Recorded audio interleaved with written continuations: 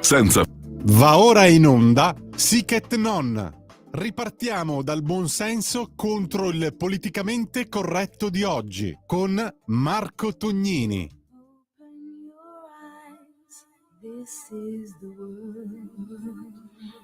Open your eyes, amici di Radio Libertà, aprite gli occhi, avanti così con una nuova puntata di Sic et Non per indagare nelle notizie della settimana, per fare il punto, per smascherare come sempre il politicamente corretto e insomma la vulgata del mainstream.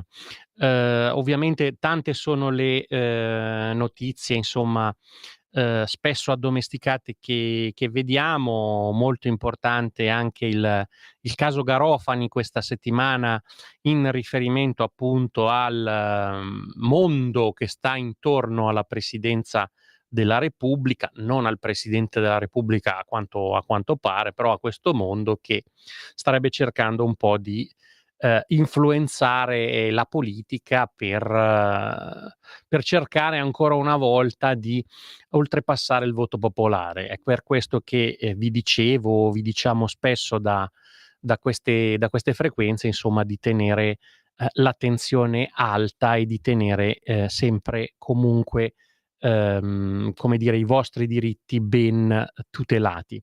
Tante vi dicevo sono le notizie, ma andando un po' a scartabellare esce la proposta, direi la proposta shock della settimana è quella di Ursula von der Leyen di andare ancora una volta a ripescare il tanto tormentato e il tanto odiato MES, ISM, Meccanismo Europeo di Stabilità. Sapete che questo fondo, che è il cosiddetto fondo salva stati, o meglio è l'erede del fondo salva stati, è un fondo già esistente con una burocrazia importante, che però non è attivato per il veto dell'Italia. Il veto dell'Italia che ha verificato come, quando è entrata in azione la troika, la cosiddetta troika, cioè il Fondo Monetario più la Commissione Europea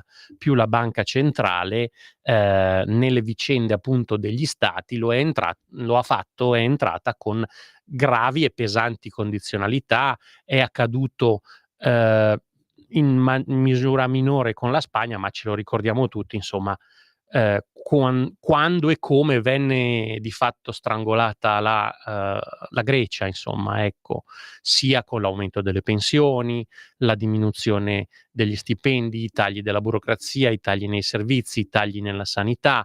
Quando la polizia ellenica si è messa in sciopero, ci sono state addirittura delle forze di polizia private pagate direttamente dalla troika, e quindi insomma una iniziativa davvero che noi ricordiamo con grande preoccupazione per quello che è accaduto alla Grecia, che poi ha venduto anche tutti i suoi asset più importanti. Pensiamo anche ai porti, insomma al commercio, che è stato sostanzialmente demandato a diverse società tedesche.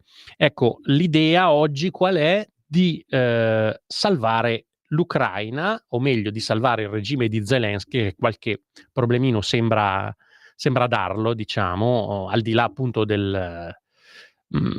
di come la si voglia pensare poi sulla guerra Russia-Ucraina. Ci mancherebbe altro, aggressori aggrediti e quant'altro, però insomma le ultime vicende dimostrano come quello sia comunque un governo davvero molto intaccato dalla corruzione. Un governo tenuto in piedi nonostante anche poi gli sforzi che insomma c'erano stati anche da parte del presidente americano, soprattutto dalle promesse di inglesi e francesi, dell'Unione Europea, della von der Leyen, insomma, che sta cercando di elargire soldi, ed è per questo che l'Unione Europea, come voi ben sapete, è a caccia di soldi. È a caccia di soldi perché non ha, se non in minima parte, delle risorse proprie, ma vive evidentemente con le rimesse degli stati membri. possono creare dei bond, stanno cambiando anche tutta la filiera dei fondi europei di coesione, che adesso vengono girati alle regioni, ma si vuole centralizzarli passandoli agli stati, con un problema evidente poi anche di competitività, ma questo serve anche per nascondere il fatto che questi fondi probabilmente verranno tagliati, come verrà tagliata la politica agricola, e tutto perché c'è questa voglia di mettere le mani sull'Ucraina, perché difenderla, insomma, difenderla non è in discussione. Il problema è che tutti questi prestiti che vengono fatti poi dovranno essere onorati, e quindi ogni Stato cerca di fare i propri più o meno sporchi, decidete voi, interessi attraverso contratti per il grano dell'Ucraina, per i porti dell'Ucraina, per una futura ricostruzione, per alcuni minerali, in particolare le cosiddette terre rare. Quindi comunque viaggiano interessi pesantissimi su questa situazione. Ed ecco allora che rispunta l'eterna incompiuta europea, eterna incompiuta grazie soprattutto al centrodestra in Italia, che è riuscito a essere molto forte su questa situazione e a portarsi dietro, per esempio, anche i 5 Stelle in questo no al MES, specialmente negli ultimi voti, e quindi di riuscire sostanzialmente a bloccare la partenza di questo fondo, che poi avrebbe potuto, con un meccanismo di sorveglianza sugli stati, di fatto poi chiedere l'escussione delle cifre promesse, che sono comunque cifre importanti.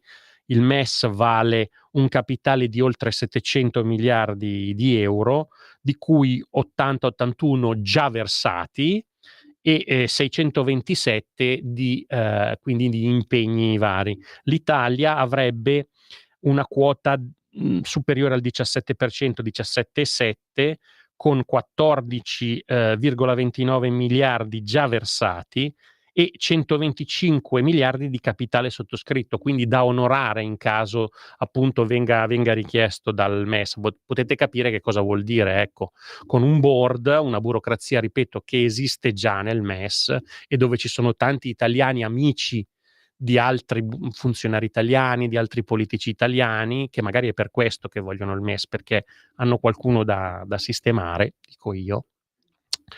E tuttavia la situazione è molto grave. Questo MES hanno cercato di risuscitarlo in tutti i modi. Voi vi ricorderete, in particolare durante la crisi del Covid si è parlato di un MES sanitario, si è parlato durante le disfide bancarie tra il nostro paese e la Germania di un patto per eventualmente approvare il MES da parte dell'Italia e approvare da parte della Germania la famosa fusione, vi ricorderete, tra Unicredit e Commerzbank, per cui hanno sempre cercato di portare avanti questo strumento, ma questo è uno strumento soprattutto di coercizione, che porterebbe il nostro paese sostanzialmente a fare gli interessi di qualcun altro, e comunque a piegarsi a un'agenda politica economica che non è decisa nel nostro paese. Ecco, questo è il senso vero.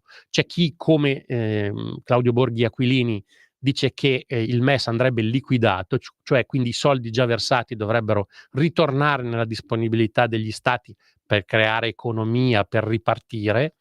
E invece c'è chi evidentemente sotto sotto, in maniera molto surrettizia, perché poi diciamo che anche l'opinione pubblica ha acquisito esperienza e attenzione su queste vicende, e diciamo c'è anche chi cerca ancora una volta di rifilarcelo.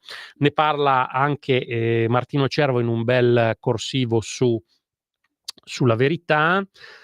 Cosa dice? Il MES aveva strangolato la Grecia, appunto, adesso dovrebbe salvare l'Ucraina. Non sapendo dove prendere le risorse per il paese invaso, la Commissione va a riesumare il salvastati, la cui riforma è bloccata dal veto di Roma.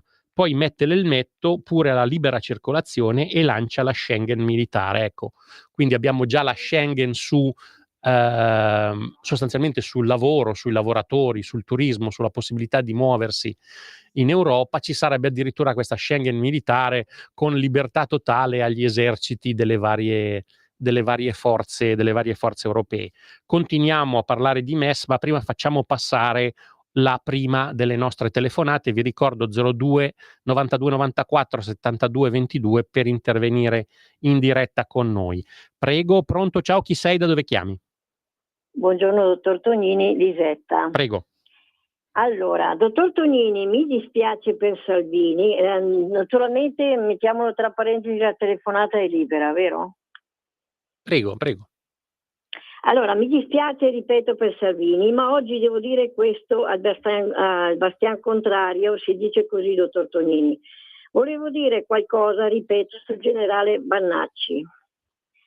Allora, io non credo sia nemmeno il caso, dottor Tonini, di replicare alle lezioni di storia del generale Bannacci. Non basta citare come fa l'ex comandante, mi sembra che si chiami Renzo De Felice, certamente il più grande storico del fascismo, o il suo allievo Francesco Perfetti, per dimostrare di aver compreso cosa è stato e cosa hanno rappresentato il ventennio e Mussolini. Allora, non ci serve, ripeto, il Bannacci, per sapere che la marcia su Roma non fu una dunata oceanica e che sarebbe bastato un dignitoso alto là del re per bloccarla, vanificarne gli effetti e convincere Benito Mussolini a tornare in tutta fretta in treno a Milano. Né per sapere che almeno nei primi anni il fascismo godette di un vasto reale consenso popolare. Ma tutto questo, dottor Tonini, e dovrebbe essere chiaro anche a Bannacci, secondo me non modifica in alcun modo la natura del fascismo, non attenua le sue enormi responsabilità, i tanti crimini, la cancellazione per me delle libertà, le leggi razziali e l'alleanza con il nazismo. Ci sarebbe piuttosto da chiedersi perché Bannacci ritiene nel 2025 di dover continuare a dispensare sui social questi suoi pensieri, peraltro niente affatto originali, sul fascismo e dintorni. Non ha proprio altro di cui parlare, come vice segretario nazionale della Lega e fautore di Mondo. Diverso da quello al contrario che lo ha reso celebre, non ha altri argomenti su cui intervenire. Non ha per esempio proposte da fare conoscere per affrontare i temi di ogni giorno, la crisi del ceto medio e la pressione fiscale. Perché non rende noto il suo pensiero su alcune grandi opere infrastrutturali al centro del dibattito, dico io, o ne suggerisce altre spiegando naturalmente anche come finanziarle? Non credo lo farà, dottor Tonini. Bannacci preferisce andare a caccia di mi piace, mettiamolo tra virgolette, e di consensi, più o meno furbescamente sulla 10ª Mas, quella del fascismo e dintorni, esattamente come quei reduci, secondo me vecchi e giovani, che continuano a vivere di rendita sull'antifascismo, fingono di essere gli uni alternativi agli altri. Non è così, sono i due volti della stessa medaglia. Mi scusi, ma oggi dovevo proprio dire questo. La saluto e buona giornata, dottor Tonini. Buona giornata. Allora, cambiamo leggermente discorso senza appunto alimentare polemiche distruttive, però diciamo che siamo un po' ingenerosi con il generale Vannacci. Il generale Vannacci ha le sue idee che non necessariamente riflettono sempre quella che è la linea politica del movimento Lega. Evidentemente ha espresso tutta una serie di osservazioni sul ventennio, anche perché è stato un po' tirato per i capelli nella questione. Diciamo che nel momento in cui lui dice di andarsi a rileggere De Felice, benissimo, andiamo a rileggerci De Felice, anche perché De Felice in effetti ha aperto un dibattito storiografico finalmente scevro da tanti condizionamenti dell'immediato dopoguerra. Poi cosa dire? Ricorda che, ripeto, per quello che ho ascoltato, al di là appunto delle critiche, però è evidente che se oggi si fa, come sempre così, si urla al fascismo, bisognerebbe studiarlo e capirlo anche un po' meglio questo fascismo, per non fare di tutta l'erba, tra virgolette, un fascio. Mi risulta che abbia detto anche che Mussolini venne regolarmente eletto nel 21, che è vero.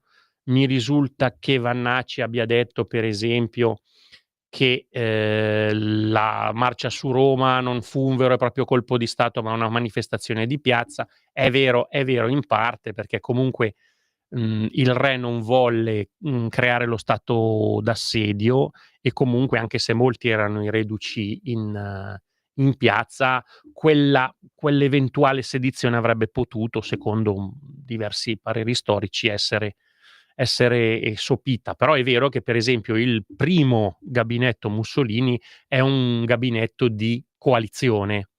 Ne facevano parte anche esponenti liberali, nazionalisti, anche popolari. Sottosegretario, questa è una curiosità, sottosegretario nel primo gabinetto Mussolini era anche un certo Giovanni Gronchi, che noi poi repubblicani ce lo ricordiamo per altri motivi, ecco, diciamo. Poi giustamente si cita la riforma elettorale del 33, la legge Acerbo, eccetera, eccetera. Diciamo che purtroppo oggi, tutte le volte che si fa, io lo dico da appassionato, da studioso della storia, si fa ricerca storica o si dà un'affermazione che magari è un po' decontestualizzata, parte la protesta. Io dico soprattutto agli amici del Veneto, pensiamo evidentemente alla nostra terra, pensiamo a lavorare per la nostra terra. Il generale Vannacci è venuto anche in Veneto a fare la sua più che legittima propaganda elettorale.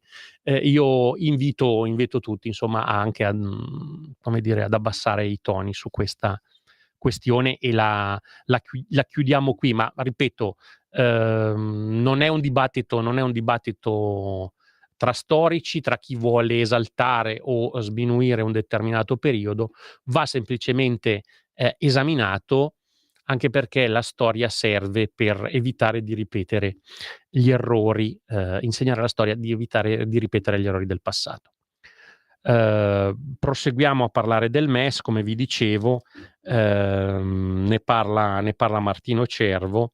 Alle 3 strade senza uscita che sono state elencate per eventualmente dare i fondi all'Ucraina, tra l'emissione di bond, eccetera, che tutte comunque creano problemi alla attuale maggioranza europea, se ne è aggiunta una quarta, quella più surreale, ed è quella che ha lanciato anche dalle colonne della stampa di ieri Ursula von der Leyen, proponendo di utilizzare a fondo perduto per Kiev le giacenze del famigerato MES, la cui riforma è di fatto bloccata dalla mancata ratifica, appunto, del nostro paese.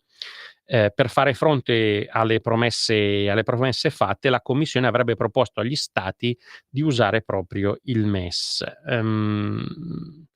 Con questi soldi si potrebbe trasferire sostanzialmente al governo ucraino una linea di credito. Diciamo che questa situazione è innanzitutto un cul-de-sac della Commissione europea, anche perché sappiamo benissimo che il PPE è lacerato da queste situazioni, tra il voler comunque alimentare il tutto e anche però non chiedere più soldi agli stati. Nessuno, infatti, a partire dai paesi più grandi, ha la minima intenzione di tornare dagli elettori aumentando le tasse o tagliando le spese per l'Ucraina. Come è noto, l'UE non ha risorse proprie, se non in minimissima parte, e siccome l'ideona di confiscare gli asset russi presenta una serie di controindicazioni che è lunga chilometri, diciamo, ecco che torna il MES. Tra l'altro ricordiamo che il board del MES prevede una presenza, una quota per paese, che di fatto consegna a Germania e Francia, Germania che ha il 26,7%, la Francia che ha circa il 20%, quella che si chiama una maggioranza leonina, un patto leonino, cioè una maggioranza di blocco che può attivare o eventualmente bloccare il MES a seconda delle loro idee. Quindi è anche evidente che l'Italia, che ripeto ha il 17,7 di questo capitale, alla fine non riuscirebbe ad evitare eventuali sanzioni nei suoi confronti, oppure tutta quella serie di politiche lacrime e sangue che abbiamo visto per esempio durante il governo Monti, ma anche peggio, insomma, ecco, diciamo. Quindi la sparata è potente. Diciamo che bisognerebbe comunque andare a cambiare lo statuto del MES, e quindi non è un problema immediato, però voi capite che questa sparata, che appunto fa il paio anche con quella della cosiddetta Schengen militare, dimostra come ci sia un grosso problema nella governance europea. Quindi questo è il primo punto che mi sembra interessante di mostrare a voi ascoltatori. E qui facciamo la prima pausa. Stai ascoltando Radio Libertà, la tua voce libera, senza filtri né censure, la tua radio.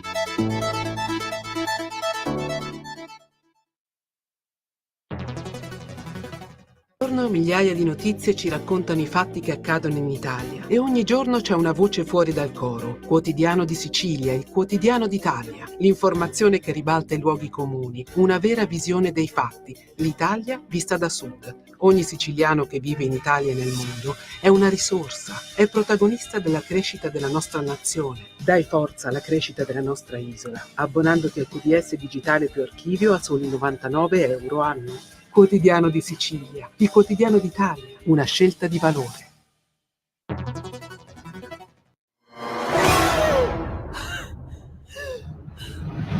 Pensa a respirare. Ora abbandonati. Che cosa vedi? Luce, oscurità, l'equilibrio. È tanto più grande. È stato un risveglio. Hai sentito? Conosco una sola verità.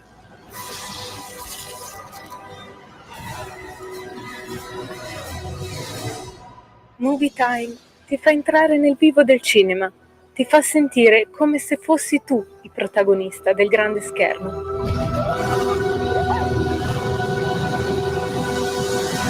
Ogni sabato dalle ore 16. Da oggi finisce il periodo di trasmissioni sperimentali a colori e inizia quello delle trasmissioni regolari, come deciso dal Ministero delle Poste e Telecomunicazioni. Cambia il giorno, cambia l'orario per la nostra Gabriella Monti con Mi ritorni in mente ogni mercoledì dalle ore 15, solo su Radio Libertà. Bacini, bacetti, baciotti. Sera signorina, kiss me goodnight.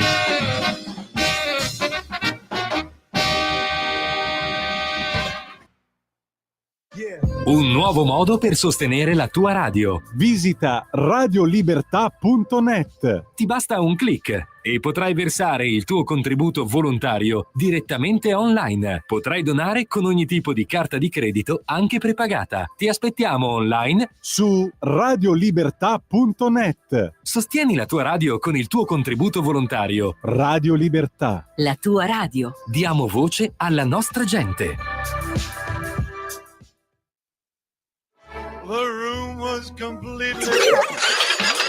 Stanco di perderti i tuoi programmi radiofonici preferiti? Vorresti la tua musica, le tue voci amate sempre con te, ovunque tu vada? Radio Libertà, l'applicazione che trasforma il tuo smartphone e tablet nella tua radio personale.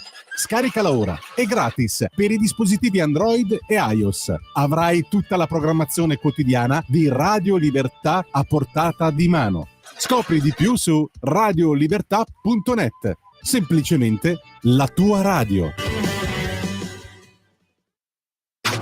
Stai ascoltando Radio Libertà, la tua voce libera, senza filtri né censura. La tua radio.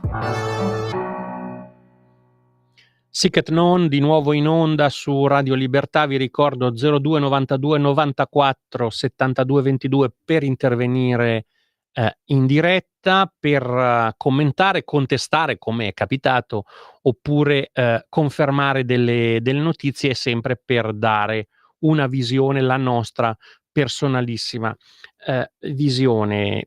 Parlavamo del MES, parlavamo dell'Ucraina. Vi ricordo che l'Occidente, secondo appunto le ultime rilevazioni, ha sborsato per questa guerra fino a 400 miliardi di euro tra forniture belliche e sostegni finanziari. Il vecchio continente ha dato 187 miliardi, il mondo anglofono, suddiviso tra Stati Uniti, Regno Unito e Canada, 205. Denaro in parte, così noi riteniamo, anche suffragati dalla stampa, dirottato dai profittatori, diciamo. Ecco, quindi un problema importante, e il fatto che si eviti il collasso dell'Ucraina può essere assolutamente un valore, ma a questo punto bisogna sedersi a un tavolo e pensare anche poi cosa sarà della gestione dell'Ucraina di un auspicato dopoguerra, perché comunque ehm, la scadenza del governo Zelensky è già stata è già arrivata, si è superato, perché evidentemente siamo in un momento estremamente particolare, però resta il tema che era già presente, ripeto, anche con Yanukovych, ma anche con Poroshenko, dell'altissimo tasso di corruzione. Quindi, ripeto, teniamo alta l'attenzione, anche perché ricordiamo che, ripeto, in tutta Europa i cittadini e anche le imprese sono abbastanza sconcertati da questo punto di vista. Soldi per Kiev, dateli alle aziende italiane. Dopo lo scandalo Mazzette, Confimprenditori si ribella. Piuttosto che finanziare ville e bagni d'oro, aiutiamo i nostri settori produttivi. Salvini ancora polemico: al Consiglio di Difesa le decisioni erano già prese. Per il futuro vogliamo più chiarezza. Anche Scordamaglia di Filiera Italia ricorda come l'UE stia tagliando sostanzialmente cibo, cioè la politica agricola comune, e coesione, i fondi di coesione, in favore del riarmo. Quindi un problema interessante, e ovviamente vedere come certi personaggi abbiano speso questi fondi in ville, auto di lusso, escort e quant'altro, insomma, sicuramente non è propositivo per quelle che devono essere le prossime mosse europee. Proseguiamo, cambiamo decisamente argomento, un argomento che, come sempre, a tutti noi sta a cuore da queste frequenze, ed è l'argomento dell'autonomia, degli spazi di libertà che il territorio si può prendere all'interno poi di una cornice più ampia, però dando quello spazio di libertà ai cittadini, alle professioni, attraverso il principio di sussidiarietà, cioè quello per cui il potere si colloca al giusto livello dove viene meglio interpretato. Il principio di sussidiarietà è uno dei principi fondamentali del federalismo, ma per esempio anche della dottrina sociale cristiana. E allora, se parliamo di autonomia, ovviamente è importantissima la firma delle preintese con il ministro Calderoli, appunto, con le regioni che ne hanno fatte richiesta, quindi in questo caso quello che è già avvenuto con Fontana e Zaia, ma prossimamente anche con Cirio e con Bucci. Ebbene, però si diffondono anche le narrazioni contrarie, e cerchiamo un po' di spazzare queste bufale. Lo fa molto bene nella giornata di ieri Daniele Capezzone nel suo fondo sul Libero, che andiamo un po' a riprendere. Parte la campagna contro le regioni a suon di bufale, balle spaziali e disonestà intellettuale contro l'autonomia regionale. Aumentano e si propagano a gran velocità i veleni contro l'autonomia regionale, frutto di un mix tossico di disinformazione, pressapochismo e deliberata disonestà intellettuale. Anche perché a settimane o a mesi alterni gli attacchi sono ogni volta diversi, contraddittori, non di rado da parte degli stessi commentatori o degli stessi dichiaratori seriali, di sinistra, grillini e PD, per non dire dei governatori meridionali progressisti, autori o nella migliore delle ipotesi gestori e manutentori di un declino evidente e di servizi indecenti, così appunto dice Capezzone. Nei giorni in cui il processo conosce una tappa significativa, si grida al rischio di rottura dell'unità nazionale. E la cosa è senza senso. Stiamo infatti parlando di una procedura prevista dall'attuale Costituzione, articolo 116,3, anzi, proprio nelle norme, nelle riforme volute da esponenti di centrosinistra, a partire da Franco Bassanini, si stabilì che vi fossero competenze esclusive dello Stato, poi competenze esclusive delle regioni e infine competenze concorrenti. E si decise, ecco appunto il senso dell'articolo 116, che lo Stato, su richiesta della regione, potesse decidere se cedere queste ultime competenze. Non si vede dunque dove sia il vulnus all'unità nazionale. Ma attenzione, questa è la critica dei mesi o delle settimane pari. Poi invece in quelle dispari, quando sembra che il processo di autonomia sia frenato da qualche ostacolo politico, scattano critiche uguali e contrarie. In questo caso si grida al nord tradito, all'autonomia legata, alla maggioranza paralizzata. Tutto il contrario di tutto. L'essenziale è dare addosso al centrodestra con trattamento specialmente aggressivo verso Meloni e Salvini, Salvini e Meloni. Ma è un continuo arrampicarsi su specchi sempre più scivolosi. Molti di quelli che strillano contro l'autonomia regionale, oddio, oddio, lo Stato non c'è più, sono gli stessi che continuano a predicare la bontà di una totale cessione di sovranità a favore dell'Unione Europea. Quindi se si tratta di Bruxelles, allora si può tranquillamente cedere potere e far deperire lo Stato italiano. Se invece si tratta di una diversa articolazione dei poteri sul piano interno, è uno scandalo. Tesi obiettivamente curiosa. Per carità, è legittimo essere favorevoli o contrari a ogni ipotesi, più o meno potere all'Europa, più o meno potere allo Stato, più o meno potere alle regioni. Ma è ridicolo descrivere come benedetta una cessione di sovranità verso l'alto, cioè verso l'UE, che oggi è leggermente criticabile, diciamo così, da qualche annetto, e invece come maledetta una verso il basso, cioè verso le regioni. La sensazione è che sull'autonomia si stia alimentando una caccia alle streghe. La riforma, semmai, appare perfino moderata, perché non prevede una vera autonomia fiscale delle regioni con piena responsabilità politica di queste ultime, ma un sistema molto cauto. Descrivere la riforma come uno scempio o una tragedia richiede davvero molta fantasia. Tra l'altro, ecco il punto cruciale che svela la disonestà intellettuale di molti critici, quelle che andrebbero attaccate non sono le diversità future tra regioni, tutte da dimostrare, ma le diversità attuali, che esistono e sono importanti. A fronte delle stesse risorse, ad esempio, la sanità al sud ha quasi ovunque performance indegne di un paese civile, scrive Capezzone. Come si fa a difendere lo status quo? Come si fa a giustificare un ceto politico e amministrativo che ha troppo spesso praticato l'inefficienza? Ecco perché i critici dell'autonomia farebbero bene a far circolare meno fake news e meno argomenti tra i loro contraddittori. Solita storia, si accusa la destra di dividere il paese, ma il paese è già diviso adesso in diversi tronconi per ciò che riguarda alcuni servizi e semmai con la riforma la situazione potrà cambiare. Si dice ancora che il Sud potrebbe essere penalizzato, ma il Meridione è penalizzato oggi. Vale dunque la pena di ricordare altri 3 dettagli. Primo, già nel 2018, governo Gentiloni, furono messe nero su bianco delle preintese che riguardavano non solo Veneto e Lombardia, ma anche l'Emilia-Romagna con entusiasmo dell'allora governatore PD Stefano Bonaccini, prima che quel partito cambiasse idea. Secondo, indipendentemente dal fatto che una regione italiana chieda o no di usare l'autonomia differenziata, si è stabilito che alcuni servizi e prestazioni debbano essere comunque garantiti, i famosi LEP, livelli essenziali di prestazioni. Ciò che non è garantito oggi lo sarà domani. Questo è assicurare l'unità del paese. Terzo, semmai si compie un primo passo affinché i politici locali scelti dai cittadini, specie a livello regionale, possano fare di più ed essere conseguentemente giudicati dagli elettori, non c'è nulla di male. Anzi, è finalmente un passo nella direzione giusta. Ecco, questo è il parere di Daniele Capezzone.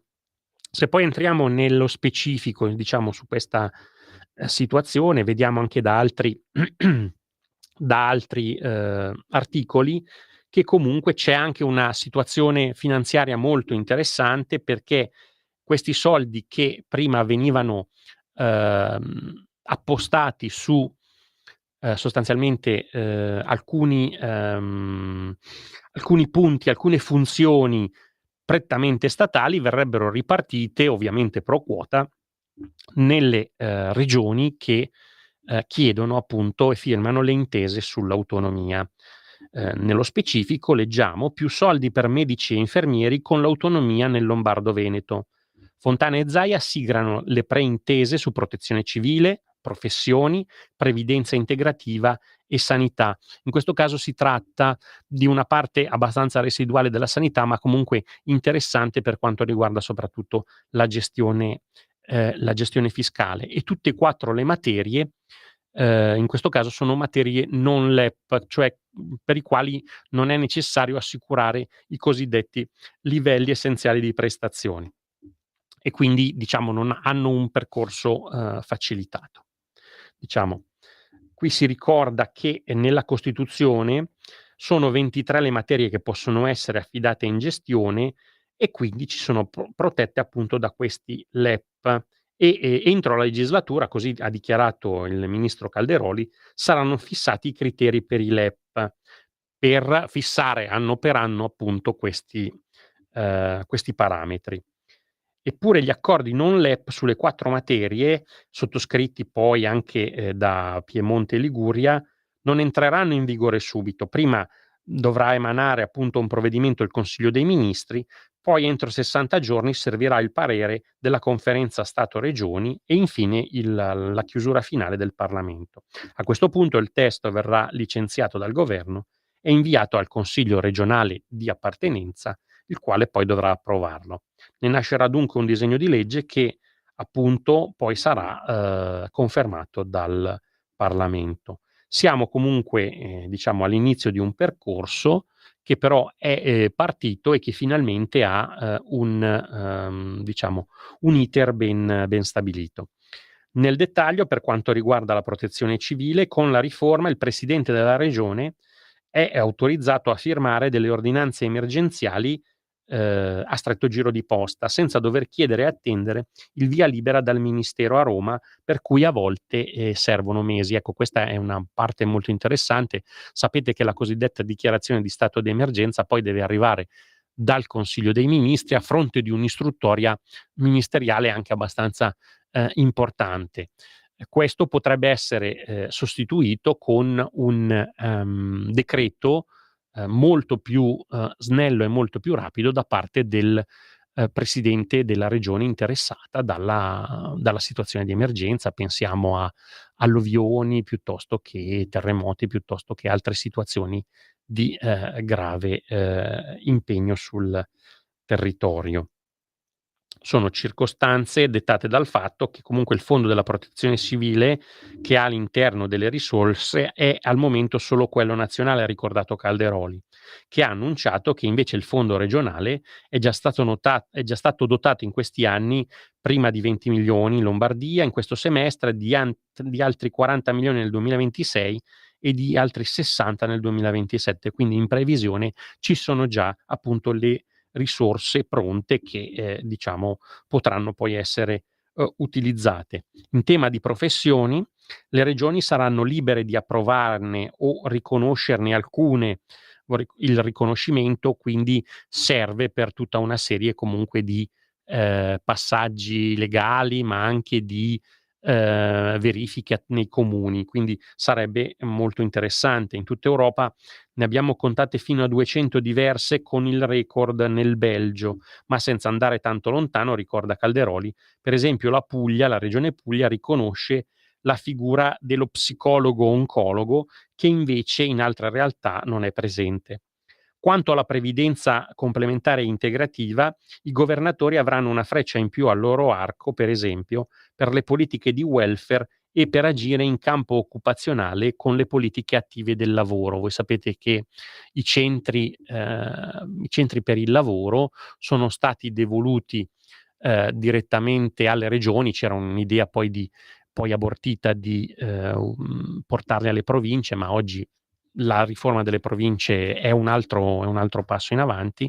Le politiche attive del lavoro sono gestite da queste, dalla regione, che utilizza i fondi europei, che utilizza le agenzie di formazione e di orientamento per dare, sia la parte vera e propria della formazione, sia la parte dell'assistenza, anche per esempio per i disoccupati. Quindi una competenza che a livello regionale si può allargare. In tema salute, invece, uno dei primi esempi già ipotizzati, in tandem con i maggiori margini di manovra che deriverebbero appunto dallo svincolo delle risorse del Fondo Sanitario Nazionale ripartito tra le regioni, che potrebbe valere circa 300 milioni per il Veneto e 600 per la Lombardia. Queste sono un po' le stime anche confermate dal governatore Zaia. È quello di utilizzarli come motore per rendere più attrattive le professioni sanitarie o comunque limitare la fuga di medici e infermieri verso il privato o all'estero, quindi con un trattamento accessorio per appunto le professioni sanitarie. Stesso discorso appunto, come vi dicevo, anche per la Lombardia, che punta a trattenere il personale sanitario dagli stipendi ben più consistenti della vicina Svizzera. Tuttavia le risorse sono esattamente quelle che vengono assegnate nel Fondo Sanitario Nazionale. Il punto è come uno possa utilizzarle. Ci sarà maggiore responsabilizzazione e verranno stabiliti dei controlli, come ha sottolineato il ministro Calderoli, che poi con Attilio Fontana ha ricordato Roberto Maroni, che è un po' l'iniziatore del processo di autonomia e sostanzialmente del processo referendario che poi ha portato ai cittadini ad esprimersi 8 anni fa. Ovviamente l'autonomia non è a costo zero, ma c'è già chi attualmente i soldi li ha ricordato Calderoli, ma li spende male, che è una risposta diretta, se vogliamo, alla montagna di dichiarazioni di questi giorni di esponenti del Partito Democratico, 5 Stelle e AVS, che hanno gridato quasi al golpe per queste preintese fra governo e regioni a pochi giorni dalle elezioni, dimenticando che in 3 territori su 4, appunto, Lombardia, Piemonte e Liguria, i seggi resteranno chiusi domenica e lunedì, quindi in questo caso non è sicuramente una mossa elettorale. Infine il ministro Calderoli ha lanciato un nuovo obiettivo, cioè quello di concludere la fase del federalismo fiscale. Voi sapete che c'è già una legge cornice del federalismo fiscale in Italia, e c'è da molti anni, grazie al governo Berlusconi bis e Berlusconi ter, proprio con il ministro Calderoli, poi sterilizzata più o meno dai governi seguenti, Monti in primis, però la cornice istituzionale esiste ed è su quello, dice Calderoli, su cui ci stiamo confrontando e che ha come scadenza marzo 2026. Perché ha come scadenza marzo 2026? Perché si parla molto del PNRR, si parla molto dell'Europa, non si dice che per esempio tra le condizionalità del PNRR c'è anche l'applicazione di una forma di federalismo fiscale in Italia, e quindi quantomeno la condivisione di un testo legislativo deve essere portato a casa. Infatti lo dice papale Calderoli: o la portiamo a casa o salta la rata di 32 miliardi e 600 milioni. Ecco, questo non se lo augura nessuno, staremo a vedere. Sicuramente su questo fatto la sinistra è molto più silente, anche perché sa che bisognerà arrivare a questo punto, e quindi insomma anche chi ama l'autonomia in casa nostra sa benissimo che la strada sicuramente non è in discesa, ma è ben tracciata. Ecco, questo mi sembrava giusto portarlo alla vostra conoscenza e per un po' sfatare tutto quello che è stato detto. Abbiamo citato anche l'articolo di Capezzone. C'è un dibattito molto interessante anche sui poteri speciali. Voi sapete che si è parlato di poteri speciali non solo per Roma capitale, ma di allargarlo a Milano. Un importantissimo articolo è stato pubblicato sulle pagine milanesi del Corriere della Sera, scritto da Luciano Fasano, che è professore all'Università degli Studi di Milano, in cui si parla appunto di una legge speciale anche per Milano, seguendo il modello Roma. Voi sapete che comunque le città metropolitane, in tutta una serie di servizi che vanno gestiti in un'ottica appunto di coordinamento con tutto l'interland poi di queste città metropolitane, hanno diciamo uno spettro decisorio importante, ma che potrebbe trovare delle migliori forme. Quindi ci auguriamo che anche per Milano, per la capitale, diciamo così, finanziaria e economica del paese, si possano liberare nuove energie e quindi dare più spazio a quello che è la richiesta sia dei cittadini che delle famiglie e delle imprese. Io vi ringrazio per avermi ascoltato, come sempre vi do appuntamento alla prossima settimana, ovviamente solo sulle frequenze di Radio Libertà.